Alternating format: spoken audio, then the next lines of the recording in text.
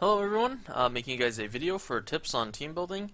I'm sure you guys thought to yourself, how do I build a strong enough team to progress through the game or to beat a specific dungeon? Of course I can't tell you exactly what to put on your team, but this video should start helping you build your own team. And if this video doesn't help, then you can always go to this website right here, puzzledragonx.com, and look up some builds. Before we get started, if you're a lower rank, you're most likely not going to be able to make a team that can beat any descendants because you won't have enough good subs for a while. This is actually a picture of one of my first teams I had. It was basically a bunch of my strongest monsters put into one team. So you don't have to worry too much about making a team until you start getting more monsters. So the first thing you want to do is decide what the purpose of this team is. Is it to beat Tomb of the Saint Deep, Starlight Sanctuary, a Rush Dungeon, or any other dungeons? Then you want to go look at the dungeon information to see what kind of team you should make. For most normal dungeons, it's most likely about meeting an HP threshold, since there's no binds or absorbs or those kind of stuff. So let's take King of the Underworld for an example. You can see on the first 8 floors, all the monsters take at least 2 turns before attacking, so you don't really have to worry too much about getting bombarded with attacks. But once you get to the 9th floor, there's going to be 3 basilisks. And if you get unlucky, there's a chance that all 3 will attack at the same time. So you're going to want enough HP to take all 3 hits, which is 8,575, leaving you with 1 HP. And that's how you'd go about that floor.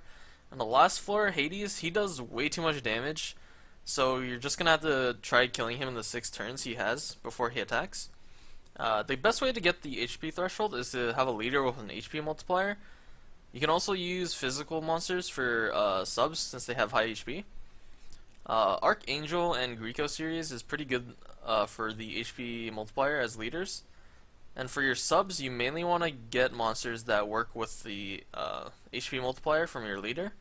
So if you're using Comer's Deity Hermes as your leader, you mainly want to use water attributes to get the increased HP. If you or your friends don't have any multiplier leaders, then you can go to the Friend Finder section on this website and see if anybody's there to help you out. So moving on to a more difficult dungeon, let's say I wanted to beat Zeus Mercury. A good place to start is to look through your team builds and see if any of the leaders you use are listed on here. Most of the times, all the subs listed won't be subs that you have, so you're going to have to try to find any replacements. So in my case, this team would work except Green Sonia, but I could use an Awoken Meimei as the Orb Changer instead of Green Sonia, and that would work fine.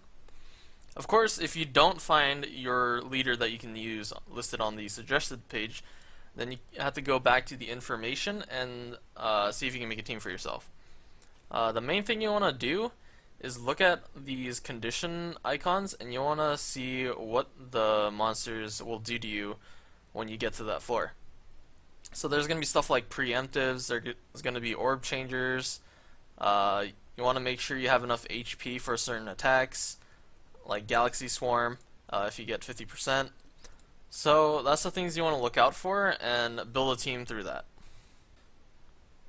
But if you're wondering what would be the best team you can make without trying to beat a specific dungeon or something, I would recommend you guys try building a two-prong team or a row team. Two-prong is where you would match 4 in a row, or 4 orbs in a row, and a row would just be a row. This is the team I use the most right now, which is a Verdandi team, and it is heavily two-prong. That is the main source of damage.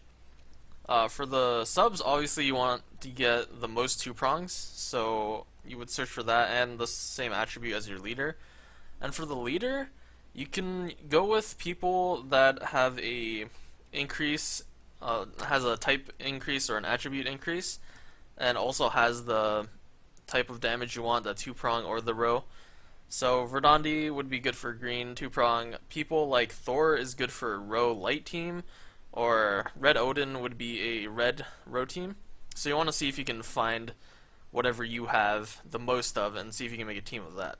Hopefully this video helped you out a bit on what to look for when building a team. Thank you guys for watching, and I'll see you in the next video.